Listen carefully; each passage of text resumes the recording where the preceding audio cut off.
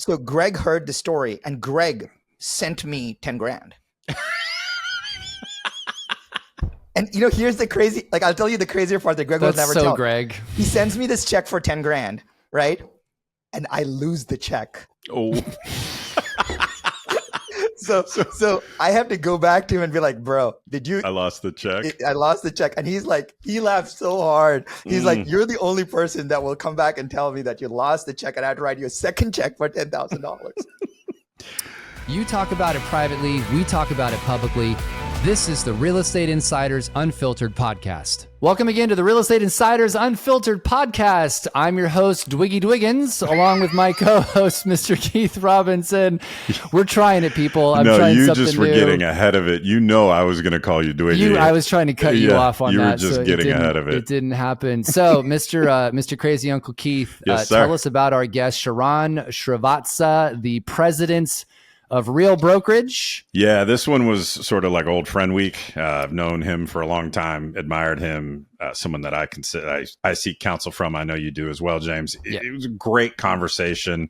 We talked about the power of mentorship, the importance of discipline, how he is leading his company in this sort of post-settlement world, and then the critical need for skill in this current environment.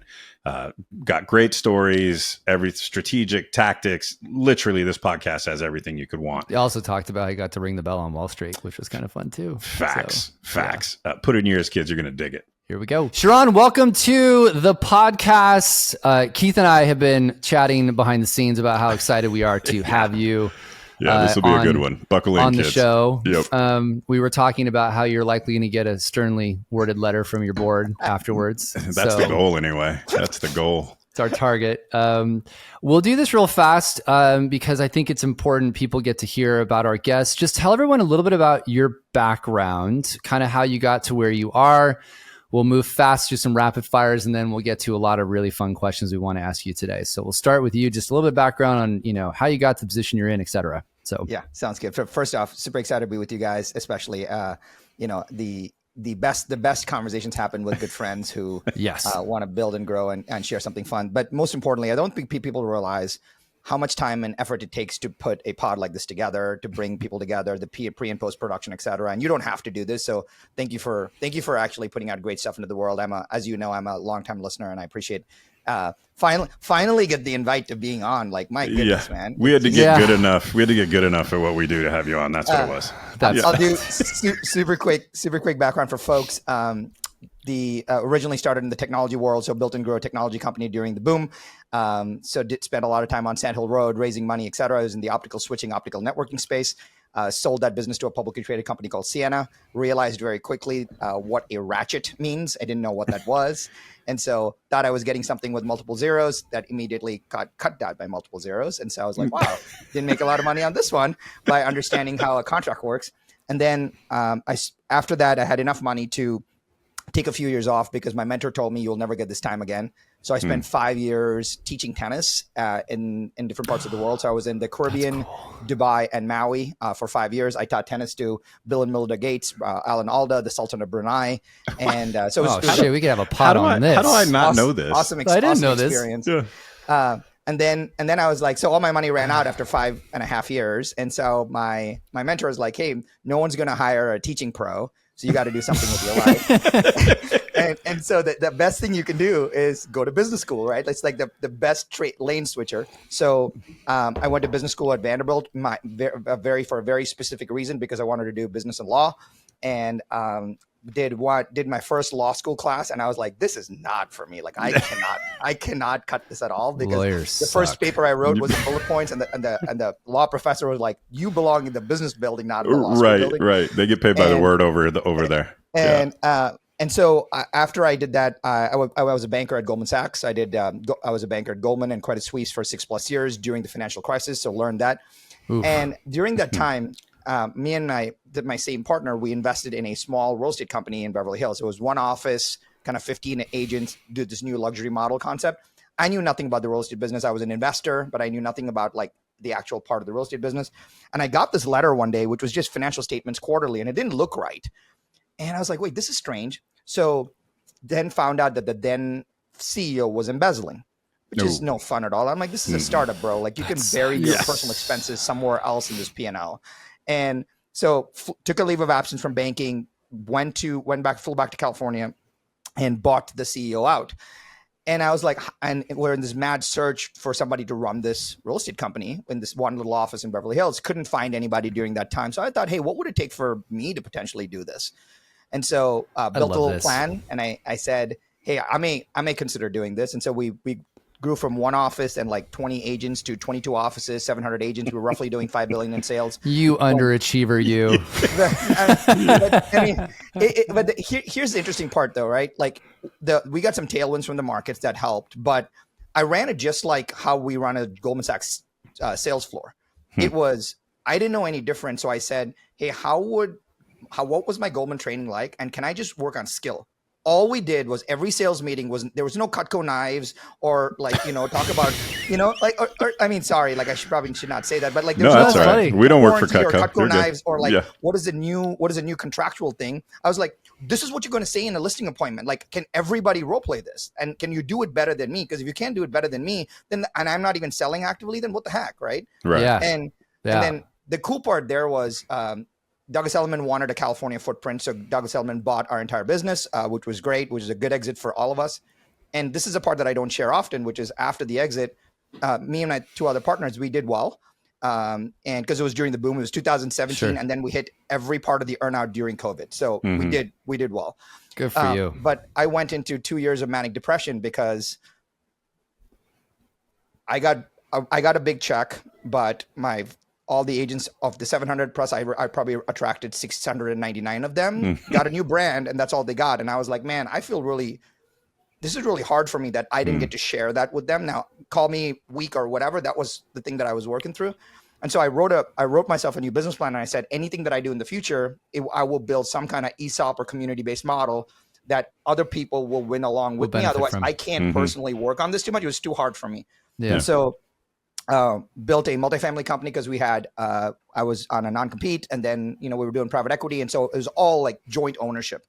And then when several of the teams that I was advising wanted to move platforms, and I was like, hey, the companies you should look at are team friendly, which is you look at the different models and then say, hey, we want to look at Real. And I said, well, I'll jump on the calls. So I jumped in on a couple of the calls with the leadership, and people were like, hey, who's this guy that has been on all these calls with us? and so I got a chance to talk to the board more, and that turned into, hey, do you want to come do this? And I said, well, I want to make sure that this is an ownership-based model. And good for you, by the way. And I love the fact that you tied. By the way, thank you for sharing that comment about like how you were struggling with how you benefited and others didn't. That's awesome. It also shows the character of who you are. And I wish there was more leadership that thought that way. It's not always about the almighty dollar, but you're trying to figure out how to get everybody to go with you to that finish line, right? Which is a cool trait. And we'll come back to that. Well, actually, I have a question because I always have a background question. Because I've known you pre you deciding to take the helm at Real. So to be honest, when I found out, I was kind of surprised because I know you so well and you're so entrepreneurial and you were doing a lot of really creative things. Not that Real's not creative, but I was like, what? Like just between us, no one's listening. What made you decide you wanted a job? Like what was that process like where you were like, no, I'm ready to step back in? Yeah, I'll tell you three things. And I want the board to listen to this. I hate everything. I hate everything about corporate. Like that's just not my jam, right? And I don't mean there's the sternly letter. And there's the email from the board. I don't mean this in a negative way, but we're not like that. I mean, we're a publicly traded startup, and that's good. But there's three kind of big reasons. One, I always wanted to see. So I've had 5 exits in the last kind of 20 years. All of those have been to public companies, and I swore that I would never be involved in running a public company because it was just super hard for me to do that. And I was like, well, what if I was wrong? That was my first. I want to experience like actually operating a publicly traded business, which I thought would be. So that was number one. The second was that it fit the co-ownership model a lot. Right. And the third, and the third is, I felt like I'd finally earned a spot to doing that. Meaning there was a kind of capital markets experience, so I understand how that stuff works because of the Goldman background. There was a kind of tech experience because I actually have run and sold a technology company. And there was a real estate experience. I was like, all right, this feels unique that I almost feel called to doing something like this at this point in time in my life. And I don't think I would have, I don't think the things would have aligned 10 years ago because I didn't feel like I deserved. So it felt like a calling of sorts. And there's a fourth thing. Come on. Like, be honest. It was fucking cool to ring the bell. Yeah. Yeah. Come on. Admit it. It was. Yeah. I will tell you this though. It was like my most joyful part of that was two things. Being there was amazing.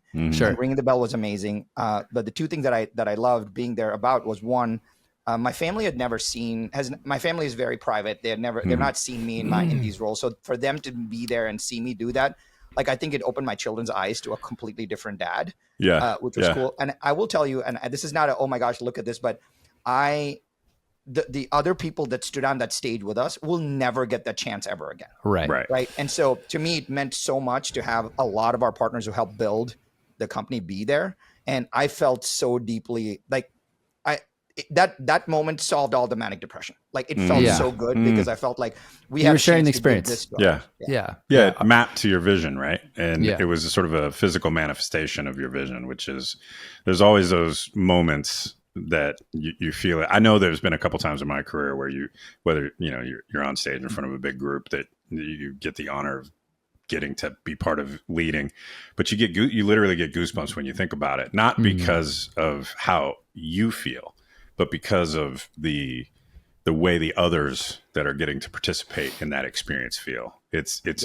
I find it much more powerful than like the times where I was like, okay, this is pretty cool for me versus this is pretty cool for us. The revelation is really different. So two questions we want to ask real quick before we really get into the meat of it. Because I love hearing some stuff personally about you. So Keith and I always do these rapid fires we want to ask. And to be clear, these questions are also shared with the guests so that they can, like, for example, this one, your favorite book or podcast this year, that goes on our website as a link for people to go download. Like a reading list. Like a reading list. Yeah. So which one, what's your go-to? I am rereading the 22 Immutable Laws of Marketing. I love that book so much. It's an easy page turner. And if you're not going to read that, just read the first two chapters. It's probably like 14 pages. Either be number one in your category, or if you're not in number one in your category, create your own. Like those two, if you just know, I think it dramatically helps you from a positioning perspective. The podcast that I've been listening to a lot about is Cal Newport's podcast. And he wrote the book called Deep Work. He just wrote a book called Slow Productivity. Yeah. I honestly thought from the outside looking in, like here's this guy talking about not being technology centric and, thinking about doing stuff slowly and having a longer. He's the guy that doesn't even have a smartphone, right? He still uses a flip phone? Correct. But here's the crazy part though, Keith.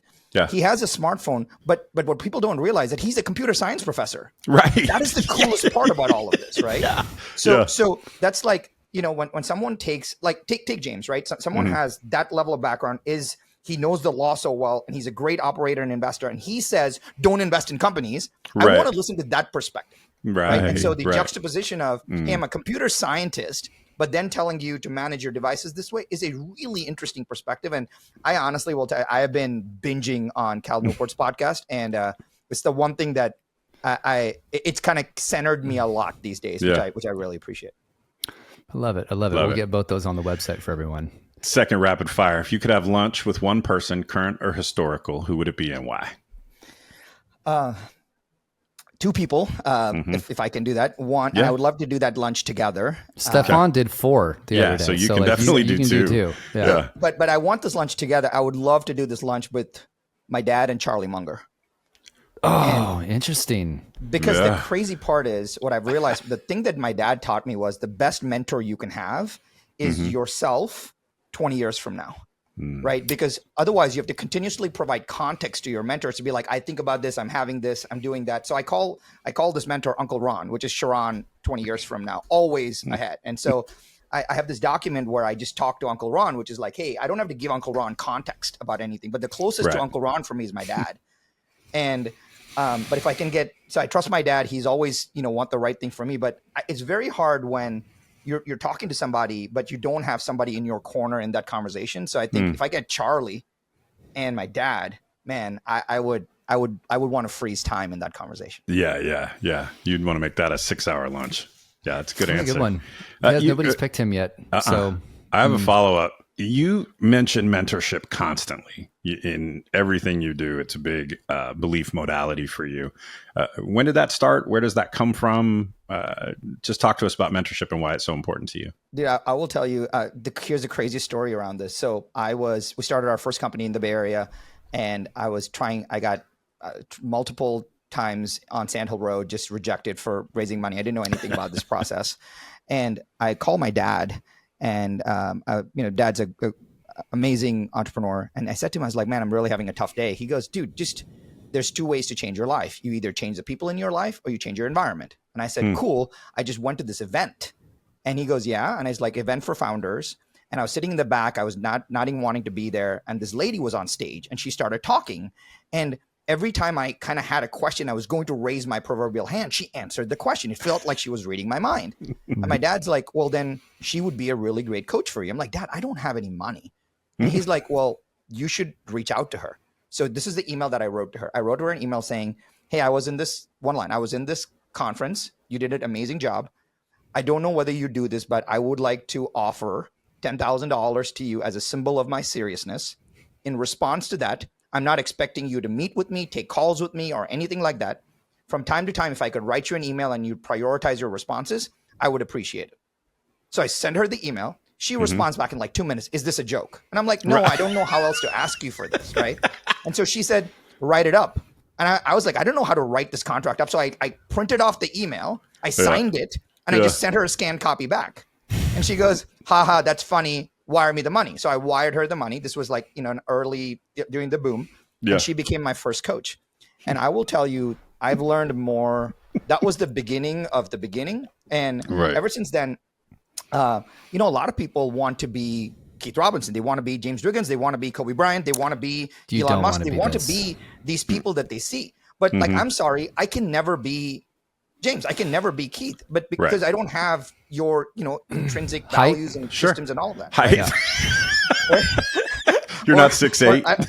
I'm not 7'1", right? This is it's 6'7", and Keith's a little wider, and that's why we call ourselves the exclamation point. But the crazy part is this, right? What I realized, I kept thinking, I was like, if I can't be them, I need to figure out why they are who they are. So I realized that if I can't be Tony Robbins, I want to see Tony Robbins' support system. Can I replicate Tony's support system so that he can bring out the Tony in me? That was my thinking around all of it, right? So I'll give you a crazy example. I hired Tony Robbins' speaking coach, right? Tony Robbins' speaking coach is Richard Green. I paid Richard Green $50,000 for 3 hours. And he taught me, literally, I will tell you, my speaking career is everything up until the day I met Richard Green and the day after that, because he completely changed the way I think about the world. And so I was like, I'm not going to be able to become Tony, but I want to go and replicate everyone's support system, because if I'm Rocky Balboa and I look in my corner and I see the Mount Rushmore of coaches in my corner, I'm going to win. Yeah. And so my job is like, how can I stack my corner in my favor? And dude, I will tell you this is there's something about karmic balance of paying for people. Like there's this insane like it's like, oh, let me pick your brain. Pick your brain is crap. Like that's so terrible, because you're going to download my 30 years of experience into 12 minutes and you're not even going to do anything. But the world, I think there's an exchange of something that happens energetically. And so that's why I believe like in paying for coaching and mentoring, et cetera, I just want a great support system. And so I'm on this, if you have a Marvel example, like I'm on, like I want to be the Thanos of my life looking for all the Infinity Stones, right? Those are like all the mentors I want. That is a quote we're using. Yeah. First of all, if anyone wants to send us a check for $10,000 for mentorship, it's info at realestateinsiders.com. So number one, let's get that out. Number two, Keith, no, you can't have $50,000 to go to Tony Robbins' group to do that. So by the way, that is such a cool story. Yeah. That you literally just reached out to this person, wired the money. And what's interesting is you can't not admire that if somebody did that and go, this person is so dedicated. Like, I want to mentor this person. I'd probably keep the money still, but I would also think about it going like, I might even refund the money and just mentor this person because they're that They're serious. It's just Committed. that serious. Right. Yeah. I'll actually give you a crazier story, which you'll appreciate because it's a friend of all of ours. Many of you know Greg Robertson, right? Of course. Yeah. Who the Love him. Friend of the show. Yeah. Yep. So Greg heard the story, and Greg sent me 10 grand. And here's the crazy. Like, I'll tell you the crazier part that Greg will That's never so tell. Greg. He sends me this check for 10 grand, right? And I lose the check. Oh, So I have to go back to him and be like, bro, I lost the check. I lost the check. And he's like, he laughed so hard. He's like, you're the only person that will come back and tell me that you lost the check and I had to write you a second check for $10,000.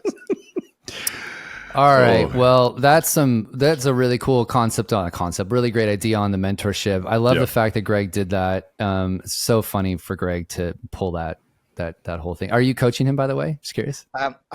Greg and I had this great stint while he was building and selling the business. So we had a chance to really work together to help do that, which was also a great entrepreneur. That we were already friends before. And that kind of like, I'm like, cemented you're paying me to be a deeper friend. And I feel terrible that you're doing this. But you cashed the check. But though. you could cash it. You could just go to dinner and do wine. So I do want to ask this. Go ahead, James. No, go ahead. You're good. Right. Good. Well, just because I was in prepping for the pod, I was rereading some of the stuff that you put out, and I noticed this through line. And probably because it's something that matters a lot to me, but you talk often about the importance of daily activities, specifically with the training that you learned at Goldman Sachs when you talked about that whole time in your life and what you brought to residential real estate and how you looked at it through the lens. Why is two-part question? Why is discipline so important? And then why is it so hard for most people? Good question. It's a great question. I've been thinking a lot about that, and I always talked, with real estate agents who we all know well. I think the biggest issue is big goal, no plan. And they're like, I want to go make $20 million, but I'm not willing to do any of the work right now to get there. And my dad always said this thing to me. He says, the greatness is in the granularity. And I didn't know what that meant until I do this call every morning at 5 a.m. called the 5 a.m. Club. It's 5 a.m. 5 a.m. Pacific time every day for 5 minutes. And you've done this forever, right? I've been down this. So it's 10 plus years. I've been doing this call. Like I call it, 3,000 to 4,000 days in a row. I've been up at 5 a.m.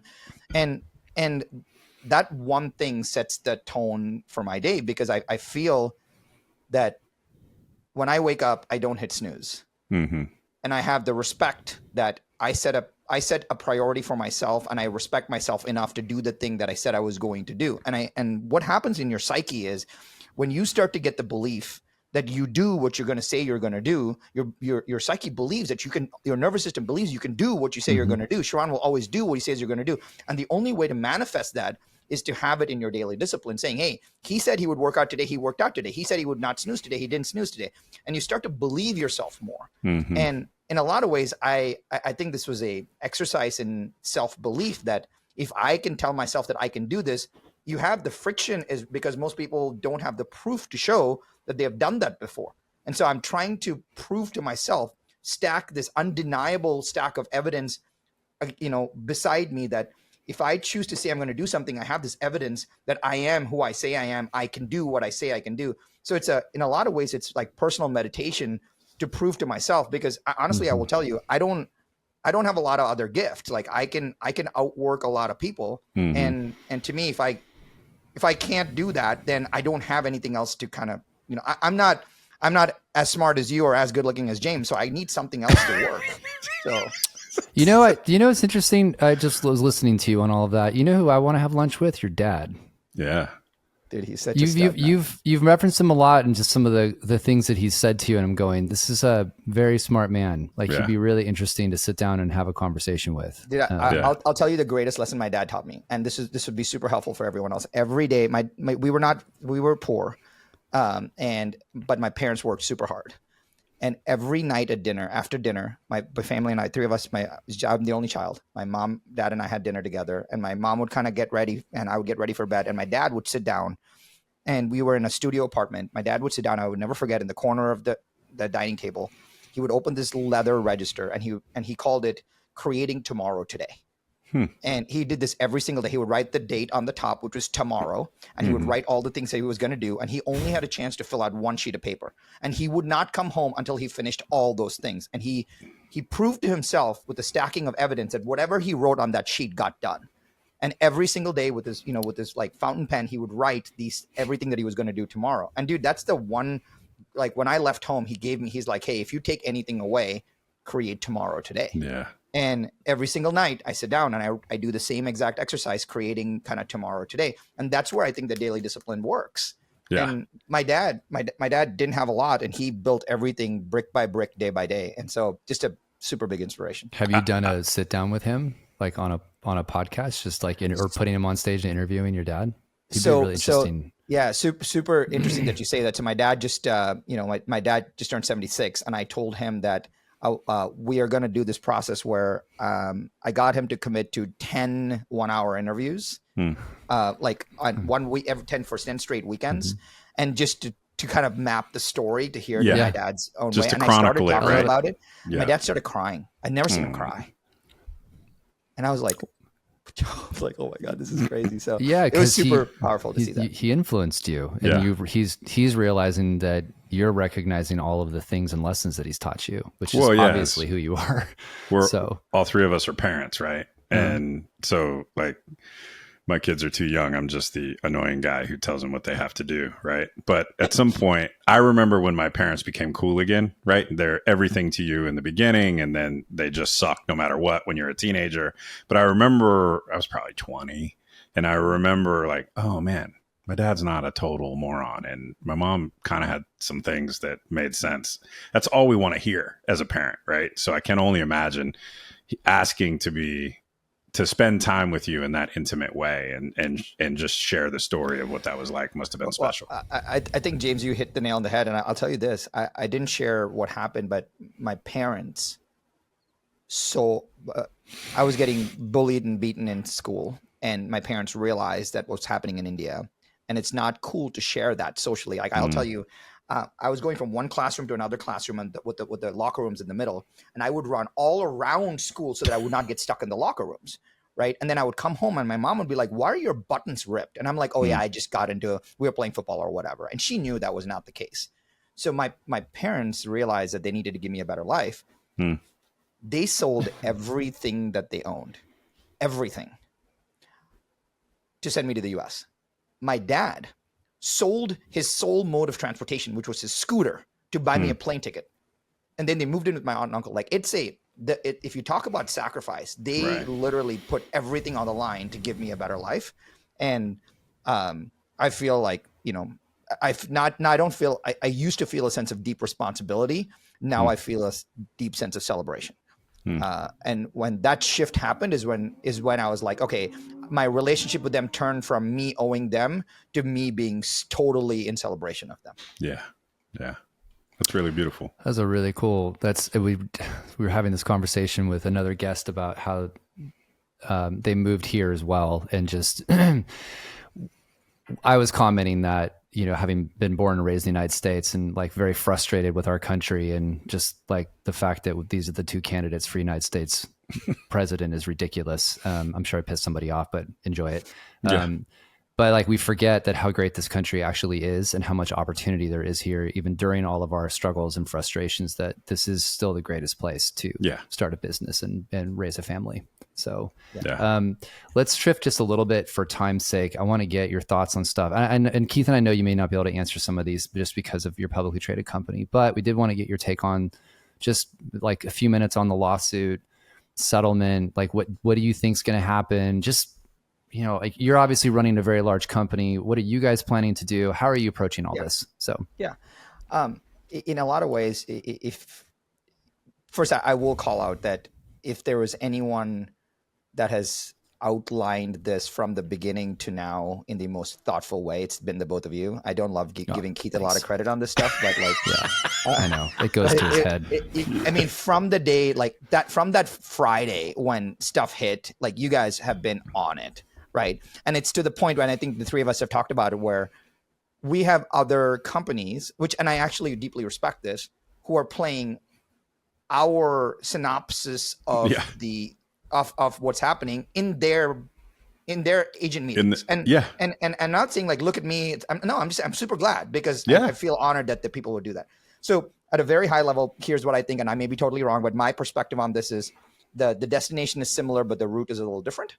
And so we were used to doing it X way. Now we're doing it a different Y way. So at the end of the day, you get to the same result.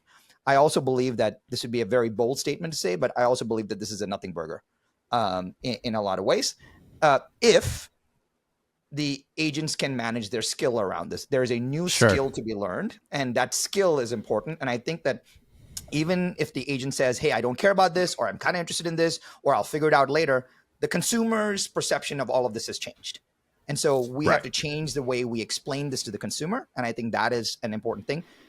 The third component of this is a lot of people are considering this to be a buyer-centric issue. I actually think this is a listing-centric issue. How you actually explain it to the seller and how the seller is going to actually manage this process. And I actually think this involves a significantly more important listing agent skill than this process overall. And I'll give you the craziest story, which, knowing me, you guys are not going to be surprised. I have a flip right now that I have, and it's a good one. It's going to do well, and I actually am experimenting with it. My partner's really mad that I'm experimenting with it. So I told the listing agent on the flip to be like, hey, don't put anything for buyer representation compensation, or in our world, cooperation commission for so far, right?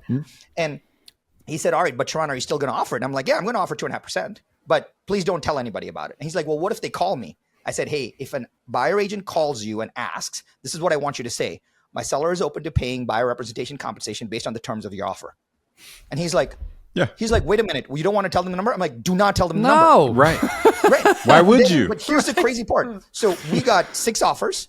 2 were contingent to drop them out. We got the 4 other offers. Out of the 4 offers that we got, all were above asking on the flip. And the buyer representation compensation ranged from 2.5% to 1%. They literally screwed themselves in this offer. That's the point of why you don't put it up front, is let them show their cards. And to pin down the other side of the equation, when you were reviewing offers, what were you focused on? The what? The net, right? The net. What you were going to net. That's what you cared about. So like when you are, I agree so much, and you're just crystallizing it with your real world experience that you just had.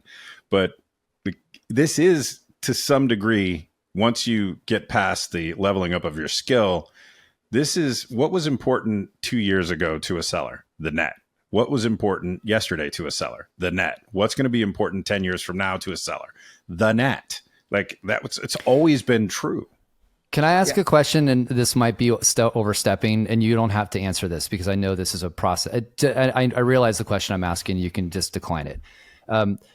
There is, for clarity, Keith and I, we're obviously, we are named in one of the cases, as I know Real was. And we are, as a company, having very deep discussions about no longer wanting any of our offices to share compensation. We think it's, first of all, the lawyers, antitrust lawyers said, don't do it. Like, blatantly do not use forms that were created by a committee to share commissions, because it's the same almost verbatim of the lawsuit we went through. And the reason why I'm prefacing this, there's no reason to, because you can just, to your point, have the buyer put the request in the purchase contract and it can be paid through the closing. So the seller's just paying the buyer's agent, and you're not in, you have removed your liability. So my question, are you guys contemplating that over there? Like, what, do you have any public stance on this yet for how you're going to handle that with stuff? Again, I know I'm putting you on the spot. Yeah, no, this is a good question. So our thinking is a little different around it. So I'll actually approach it as a different answer. We think about it as we as the brokerage, we sit on top of this platform of organized real estate that we depend on, and call one of the components of this platform local associations, boards, MLSs, et cetera, that we work through. And this may be a very raw distillation of it, but one of the key components or the key roles of the MLS was to be the arbiter of cooperation compensation. One of the key, and now with that being in conceptually Gone. removed. Yeah. The second most important thing is to provide for a simple set of rules and form-based agreements that we can all utilize to make the transacting process of real estate simple. Well, I feel a little bummed right now that we have this organized platform of real estate where the original purpose was this arbiter of cooperation conversation that is gone. Now you're saying, hey, at least give me the tools and the rules and the playbook with the forms, et cetera, to make this process easier. Now even that is gone because people are kind of, I'm like, so now it's forcing us to rethink, like, well, what platform do we sit on to operate well? And so our bigger kind of philosophical question as a company is, where is our place in this ecosystem, and how high do we have to go to serving the consumer, and how low do we have to go in the platform world? Actually, do we have to go and write every single contract in every single state? And now do we have to train every single agent to do it? Like, what is our rule here? So the big part of what we're thinking about is, as soon as we can figure out where we sit, it's easier for us to figure out how we react. And where we sit is a hard part to figure out because it's so much is moving right now. So that's why I don't have a clean answer for it. Got it. Okay. To be clear, it's a question I'm having with lots of brokerages, and the answers are all very similar. Everyone's trying to figure out sort of this method. But what I just want to cement what you just said though from a minute earlier, because Keith and I just did a rant podcast, which will be up very soon. You all should listen to. Keith actually, I'm gonna quote him for a second. He basically said, you're almost violating your fiduciary to the seller if you are offering a set number of compensation in advance of having the buyer put it in the contract and negotiate. Like you're showing your cards when you have an obligation to advocate for the seller as strong as humanly possible, so that they, in addition to many other things, but one of the things that is really important to sellers, what are they going to net? And I mean, negotiation 101 is don't give your number first, or if you do, anchor to a high number. So, if you're going to give a number, give some big ass crazy number. It's just better to just say, write your best offer. We'll evaluate everything. That's the Is that best how you're position. training? Are you training? Is that how you're moving your company? Is in that direction? But I think there's a lot of, the problem is, I think there's a lot of past skill baggage that agents are like, and that's really hard, right? And because and it's not good or bad. The agents have not they've not needed to have that conversation of kind of showcasing value. And we talked about this in Dallas, the showcasing value, no one knows how to answer that question. And I always tell the showcasing value is show flow demo, right? What are you going to do? How does it work? How do you demonstrate it? But the crazy part around this is, I will piggyback that on the Keith's comment so that I can get lambasted in this too. And I'll tell you exactly why. So many years ago, when I first got in the real estate business, our company TELUS was starting to grow really well. And I got invited to do like this NAR keynote, and it was a year in the business. I barely know like how a CDA works. And so I make this, there's like 3,000 plus people in the room. Joel Singer, the CEO of CAR was like moderating this. Yeah. So I speak for like 45 minutes and he's like, hey, we got Sharran for another 15 minutes. Like, any questions? And the question was, hey, since you're newer to the real estate business, what would you change? And I was like, I had no PR training. So I was like, I really don't want me to answer this question. Yeah. And I'm like an idiot for saying that now everybody wants you to answer that question. And so Joel Singer says, go ahead and answer it. I said, well, there's two things that I believe that needs to happen. Number one, we need to raise licensing standards. Literally, I got booed for saying that, right? And the second thing that I said was, hey, it's just a little strange to me coming from the banking world, et cetera. I just think that sellers should pay seller commission, buyers should pay buyer commission. And literally, Joel Singer reaches out to me in my ear and says, bro, I love you. You're never coming back. And so I have not gotten invited back to speak at any of those. So like CAR I can get to, but like NAR will never invite me back. So, but logically, the mechanism's been very clear that I'm sure people hate it when I say it now too. And Keith and I have a pretty big microphone, but we're literally saying the language that we're teaching is, which by the way, MLS compliant, it's completely legal to put in there the seller is willing to entertain any and all requests. Just put it in your offer. You can put that in the MLS, by the way, because there's nothing about compensation. It's just a generalized term. And there's they're just have the buyer, just have them put it in there. It's so simple to us that we're just having a hard time trying to figure out why nobody else can grasp the concept. And one of the things I love about I think that's just a tighter language version of exactly what I told my listeners. You did same thing. Yeah. A seller is willing to pay buyer representation compensation based on the terms of your offer. So go ahead and write whatever you want. Yeah. But one of the things, look, I admire both about you is your technical aptitude, right? And I don't have that. I'm a dramatic oversimplifier. So to me, the North Star is the human being in the transaction. Always has been, always will be. And so long as we don't lose sight of that as an industry, I think we're going to be fine. Yeah. And that's the only lens you have to look at any problem through is what is best for the human being that I am representing in this transaction? What is best? And if you use that as your North Star, you will come out with the right answer. And it doesn't have to be so, I almost said my first F-bomb. It doesn't have to be so freaking complicated. It's not. Just stop, just throw away everything that you know and think about what is best for the human being in the transaction, the person that I represent. I'll even go further to saying that it is not about compensation. No. Like the less you talk about compensation, the better your entire conversation is going to be. It is not, there's no magic script for this conversation. If you have to need a magic script to explain buyer representation compensation, the rest of your presentation sucks. Yeah. That's Right. Yeah. Hey, and by the way, just because I want to comment on this before we run out of time, if you guys all haven't seen Sharran's presentation on the buy side, like you should go look. I'm sure it's online somewhere. I know you'll be doing it in Inman next week, but like y'all need to see it because it's really, really well thought out. And you're right. You don't actually.